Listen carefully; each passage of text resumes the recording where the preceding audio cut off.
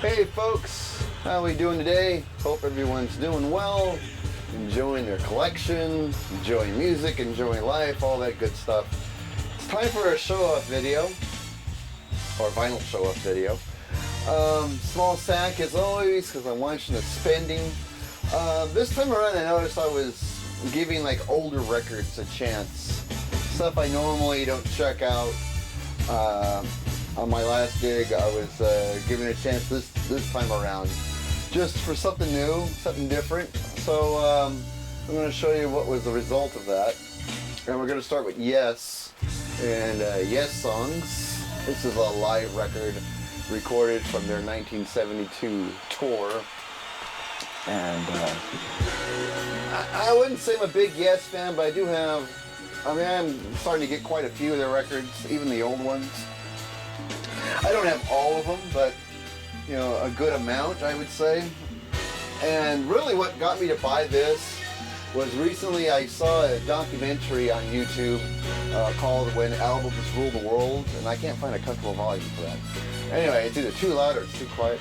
Anyway, I was watching a documentary on YouTube when Albums Rule the World. It was the history of the LP format and how it changed the music and rock music. And it featured this album because of the artwork by Roger Dean. And I had seen this in the vinyl store many times and always passed on it, not being a big Yes fanatic. But after watching the documentary, I have to admit it made me want to get this album. I really love the packaging on it. The inside gatefold pictures reveal this. And ooh, almost lost the album there. And the next one that falls over will reveal this. Nice artwork, really nice stuff. And then the final, which splits over here and shows us that picture. And it's just really beautiful stuff.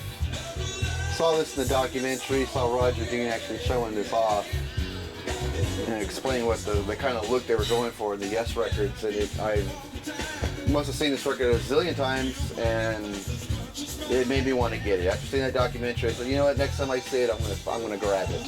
And it's on the Atlantic label. This album, Yes Songs, and it has all their classics that you would want, like And You and I, Roundabout, All Good People, Long Distance Runaround, Close to the Edge, Georgia's No Disgrace, Starship Trooper, and a few others.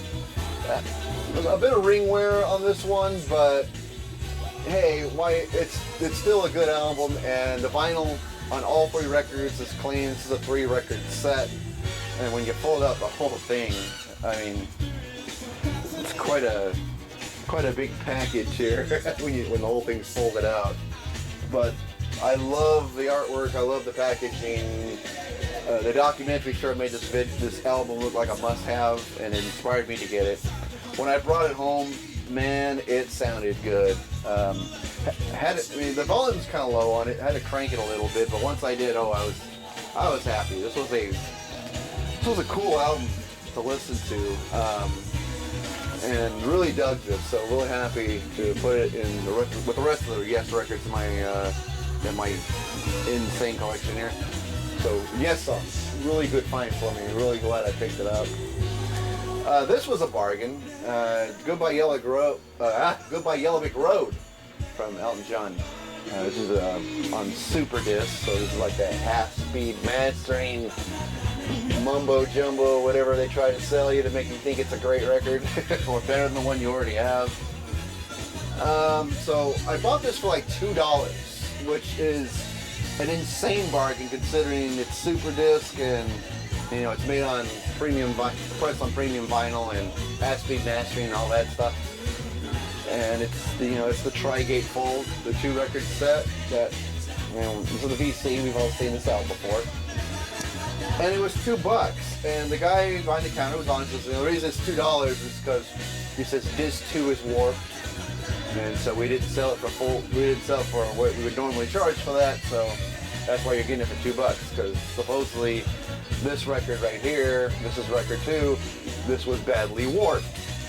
And when I put it on the turntable, yeah, it was warped. I would say slightly. It wasn't that bad.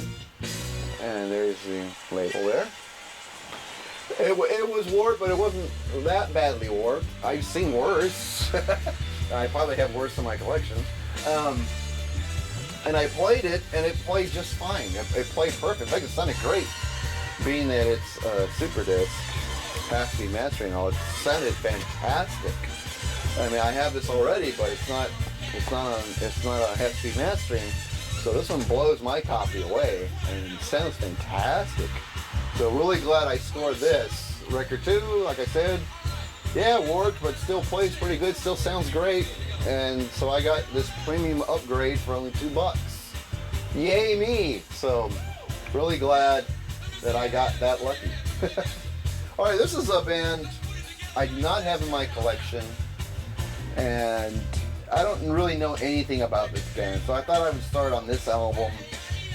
Maybe it'll get me started. I was doing that with Deep Purple the last couple of videos, so I thought that kind of got me in the mood to do those sort of things, so thought I'd give this a try. Jethro Tull, thick as a brick, and a pretty good used copy of that. Really good quality. Not falling apart, not beat up. And of course, the album work to make it look like a newspaper.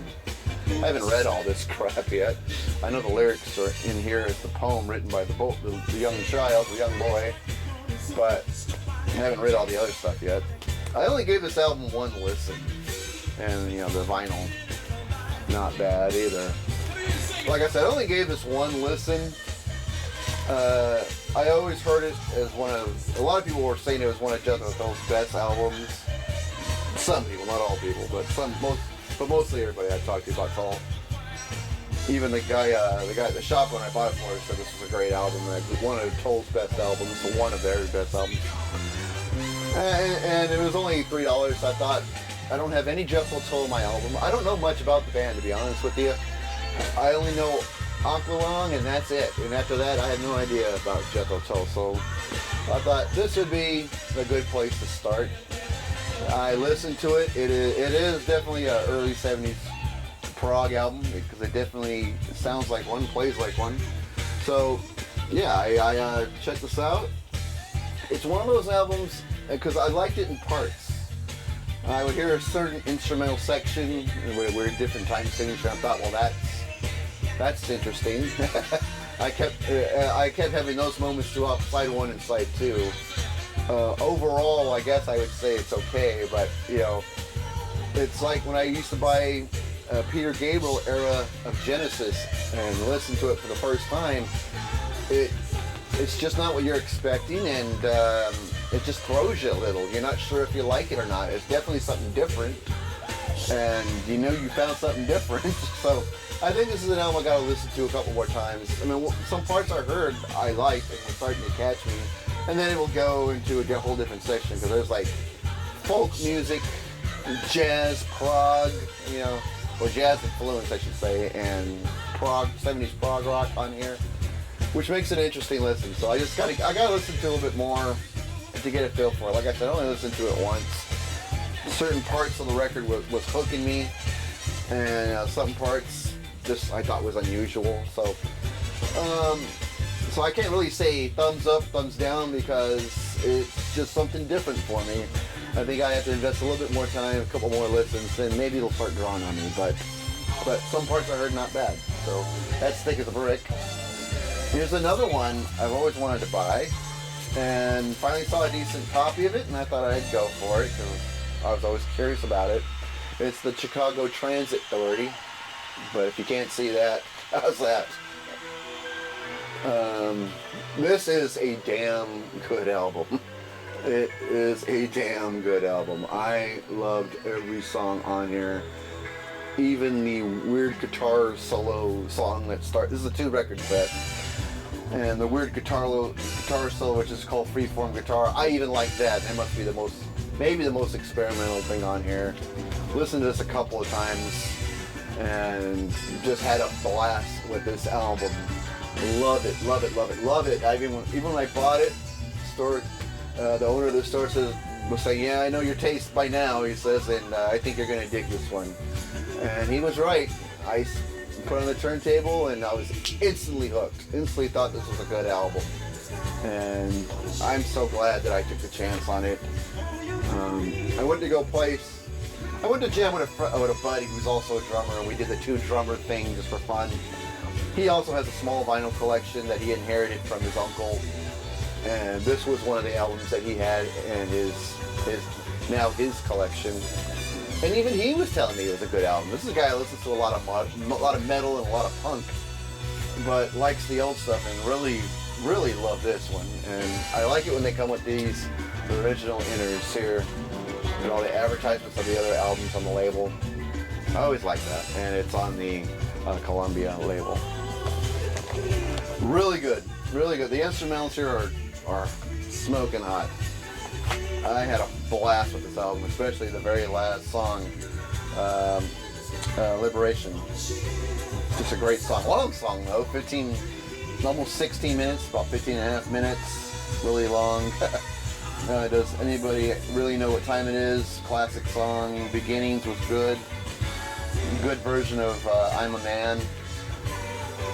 Really good stuff. Really glad I picked that one up, and fantastic album. I've already listened to it a couple of times. It's going to spend a lot of time on my turntable because I just dug it that much. So Chicago Transit Authority, good shit.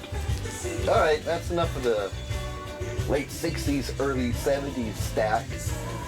Let's get into some 80s here. This is The Clash live at Shea Stadium. This actually came out in 2008, but the concert that this is taken from, the concert was in 1982. And I remember that concert actually, because I think a video of it came out on MTV for the song Should I Stay or Should I Go? I think that was filmed at Shea, if I remember right. But I remember that was a big concert. I think it was them and the Who at that show. It tells the story here. Here's the inner sleeve. With some band pictures there and candid photos of some special guests that were hanging out with the band back in '82 in New York. And there's some more pictures there. And it has a custom label here, so, well, not really. I thought it did, no, my bad. Anyway, saw this in the store, and I'm in no way a punk music fan, therefore not really the biggest Clash fan in the world, though I have about 3 of their albums. Not a big fan, but I have 3 of their albums on vinyl.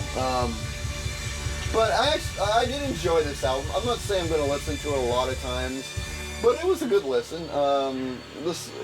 My one complaint about here is Rock the Casbah sounds pretty crappy live. I prefer the studio version way more than this live version that's on this album. That live version of Rock the Casbah really didn't do much to impress me. I thought it was damn near awful, but the rest, the London Calling and Should I Stay, Should I Go, I Fought the Law, Guns of Brixton, those sounded really good live, and a lot of other songs on here, The Magnificent Seven, sounded good as well, and Career Opportunities. It was just a good album. I'm actually glad I picked this up. Like I said, I'm not going to be listening to it a lot, but this was a cool find, so glad to have this. Okay, I'm going to end with the big hair 80s.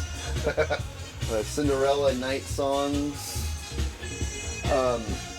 In my last video, I had found Long Cold Winter from Cinderella, well, the last Vinyl Finds video. And it was good to reminisce with that record, and saw this sitting there for a couple of dollars. Thought, it's not really my favorite Cinderella record, but what the hell, I'll get it anyway. Went home, and I remember back in the day, I had this on cassette back in the day. And back in the day, my favorite songs on here was Nobody's Fool and Somebody Save Me. I thought, well, a long time has passed.